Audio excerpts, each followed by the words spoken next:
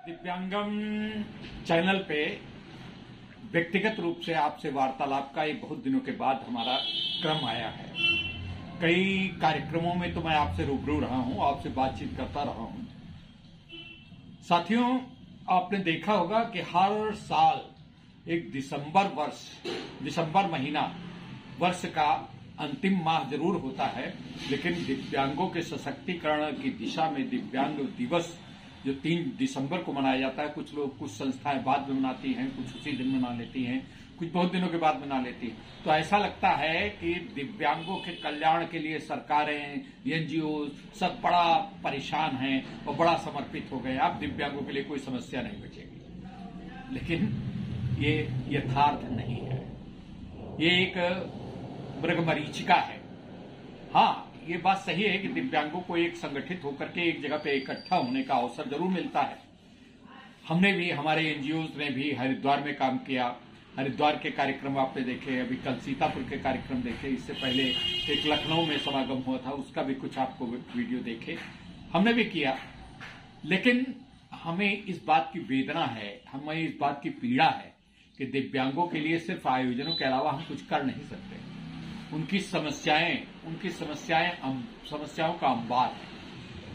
हर व्यक्ति की अलग अलग समस्याएं हैं, हर समूह की अलग अलग समस्याएं हैं, लेकिन उन समस्याओं का जो सामान्यीकरण किया जाए और उसको देखा जाए तो सबसे अहम समस्या होती है, पहले तो भाई व्यक्ति हाथ वाली साइकिल से यूं करके चल लेता था और चलता था। अब एक जब से बैटरी की साइकिल मिलने लगी है, तब से लोगों के दिमाग में आ गया कि बैटरी की साइकिल हमारे पास हो। और ऐसा दिमाग में आना कोई गलत बात तो है नहीं। दिमाग में हर व्यक्ति की अपेक्षा बेटरमेंट की तरफ होती है, अच्छी सुविधाएं प्राप्त करने के लिए होती हैं। अच्छी सुविधाएं प्राप्त करने के लिए किसी भी व्यक्ति की आकांक्षा, उसकी अपनी मनोवृत्ति नहीं, उसकी आवश्यकता होती है। और उस आवश्यकता का पालन करना संस्थाओं, समाज, सरकारों, राज्य का कर्तव्य होता है। अब राज्य का कर्तव्य देखिए, सरकार और शासन के द्वारा बैटरी चालित वाहन वितरण किए जा रहे हैं। बहुत अच्छी बात है। वर्तमान सरकार ने बहुत बढ़िया प्रयास किया है कि विधायक और सांसद निधि से काफी कुछ जो है, कुछ सांसदों की निधियों से काफी कुछ दिव्यांग वाहनों का वितरण हो रहा है, दिव्यांग बैटरी चालित वाहनों का वितरण हो रहा है।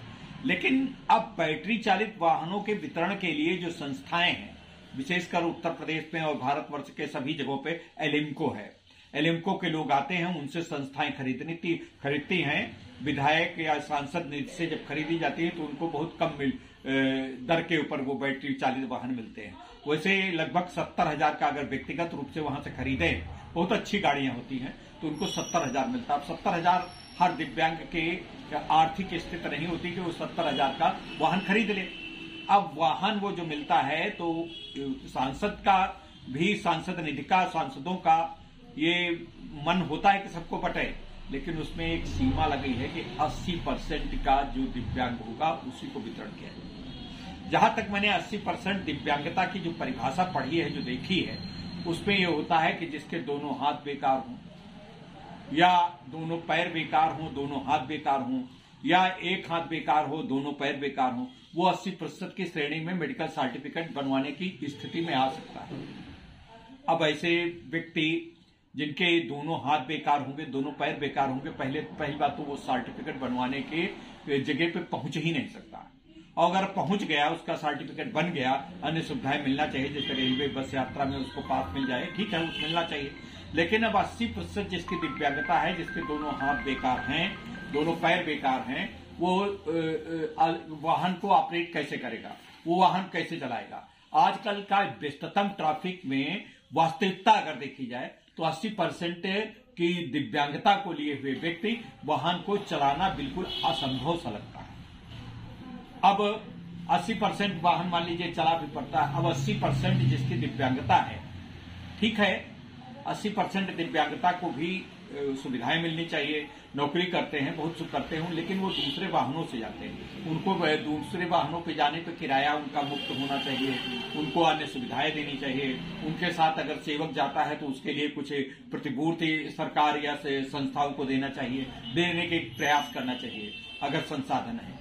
लेकिन अब इस प्रकार के वाहन देखिए तो एक उसके लिए खतरा उत्पन्न करता है। दूसरे अगर उनको दिया जाता है तो हमें कोई आपत्ति नहीं है, लेकिन उससे वो लोग उपेक्षित हो जाते हैं जिनको वास्तव में बैटरी चालित वाहन की आवश्यकता है। जिनके 50% दिव्यांगता है, 50% से ऊपर है, वो अच्छा भला चल फिर सकते हैं, जा सकते हैं, उनके हाथ का वो नौकरी करते हैं, अपना दुकानें करते हैं, व्यापार करते हैं, उनको आने जाने के लिए सामान इधर उधर से वितरण करना पड़ता है। तो उनके लिए अगर बैटरी चालित वाहन हो तो कितना उपयोगी होगा। तो इसलिए इस जो हम ये एपिसोड बना रहे हैं, इससे संस्थाओं से, सरकारों से और भारत सरकार से ये निवेदन करना चाहता हूं कि ये 80% की दिव्यांगताओं को शिथिल किया जाए। अभी परसों सीतापुर में एक आयोजन हुआ था। सीतापुर के आयोजन में रामकृष्ण जी विधायक थे, उन्होंने इस बात से सहमत किया और उन्होंने इस बात का आश्वासन भी दिया है कि वो अपने प्लेटफॉर्म से अन्य विधायकों के साथ मिलकर के सरकार जी के सामने ये निवेदन करेंगे कि 80% की जो दिव्यांगता की सीमा है उसको शिथिल किया जाए। अब हमारे यहाँ जो दिव्यांगों का कार्यक्रम हुआ, दिव्यांग विकलांग साथी ट्रस्ट के हमारे नए अध्यक्ष, उत्तर प्रदेश के राज्य के नए अध्यक्ष, बड़ा कीर्तिमान जिनका स्थापित है, कमलेश मौर्य मृदु जी बनाए गए। कमलेश मौर्य मृदु अपने में एक संस्था है। कमलेश मौर्य मृदु एक बहुत अच्छा मतलब व्यक्तित्व है। वो एक कवि, साहित्यकार, कई किताबों के लेखक तो हैं ही, लेकिन उनका कई संस्थाओं से वो सेवा में, समाज सेवा में लगे रहते हैं। तो कमलेश मौर्य मृदु से अपेक्षा है विकलांग साथी ट्रस्ट की कि उत्तर प्रदेश में कम से कम जो उनके नेतृत्व में, मृदु जी के नेतृत्व में आगे दिव्यांगों का कल्याण की योजनाओं को क्रियान्वयन में उनका सतत योगदान रहेगा और सतत सरकारों से संपर्क करके आगे उसको बढ़ाने में वो पूरा समर्पण के साथ काम करेंगे। मित्रों, इसी के साथ एक बात और आप लोगों से कहना है। आप दिव्यांगों की बात हम करते हैं, दिव्यांगों के ये वीडियो बनाते हैं, दिव्यांगों के लिए हमारे वीडियो के ऊपर कोई इस समय एडवर्टीजमेंट नहीं आ रहा है। पता नहीं किन कारणों से वो हमारा मोनेटाइजेशन जो पहले था वो मोनेटाइजेशन निलंबित कर दिया उन्होंने, पता नहीं क्यों, हम नहीं जान पाते। वो सबके आ रहे हैं जिनके मतलब अपनी सीमा रेखा पार नहीं की, उनके ऊपर भी विज्ञापन, हमारे पर विज्ञापन नहीं आ रहे। अब या तो यूट्यूब का दिव्यांगों के प्रति ये इग्नोरेंस है या उनका उपेक्षा करने का है, वो अवॉइड करते हैं, या फिर कोई दिक्कत है। तो अब दिक्कत है, वो दिक्कत है, लेकिन कम से कम इस बात को, दिव्यांगों को एक साथ एकजुट होकर के हमारे सब्सक्राइबर तो बढ़ाना चाहिए। आपकी अपनी बात जब इस पे कही जाती है, आपकी रोज इस पे कल्याण की बातें होती, चर्चा होती, विमर्श होता है, तो कम से कम आपको सब्सक्राइब और इसको देखना तो चाहिए। अन्य सकलांग लोग बहुत देखते हैं, लेकिन हमारे दिव्यांग लोग नहीं देखते।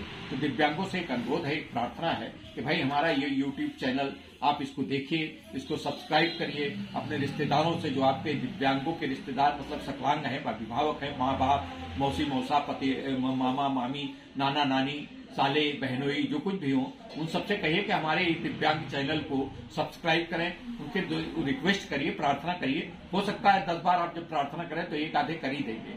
तो इसलिए प्रयास करिए, थोड़ा सा दिव्यांगों का ये आपका अपना चैनल है, इसको समुन्नत करने में, इसको आगे बढ़ाने में, इसको आगे ऊंचा उठाने में आप प्रयास करिए। हमारे प्रवीण सिन्हा हैं, सरबत खान जी हैं, रिजवान मंसूरी हैं, बड़ा प्रयास कर रहे हैं। इसके अलावा ये दिव्यांग है, लेकिन दिव्यांगों के अलावा एक सबसे बड़ा योगदान दे रही हैं श्रीमती सुधा जी, सुधा सिंह की कहानियां बड़ी समाज सुधार की दिशा में एक बहुत मील का पत्थर साबित हो रही है। बड़ा उसको लोग पसंद भी कर रहे हैं। सुधा जी की कहानियां बहुत अच्छी आती है। कभी नशे के ऊपर, आज आप देखिए एक कहानी जो है कल आपने सुना, नशे के ऊपर है, इसके ऊपर है, विवाहों के ऊपर, वृद्ध माँ बाप के ऊपर, इस तरीके के उनके कल्याण के विषय में बहुत कुछ सुधा जी की कहानियों में संदेश होता है। तो ऐसे चैनल को, ऐसे उपयोगी चैनल को, ऐसे बहुउद्देशीय चैनल को अगर आप सब्सक्राइब करेंगे, आप योगदान देंगे, तो हमारा ये बड़ा कर्तव्य है। तो मित्रों, आज बस इतना ही। नमस्कार।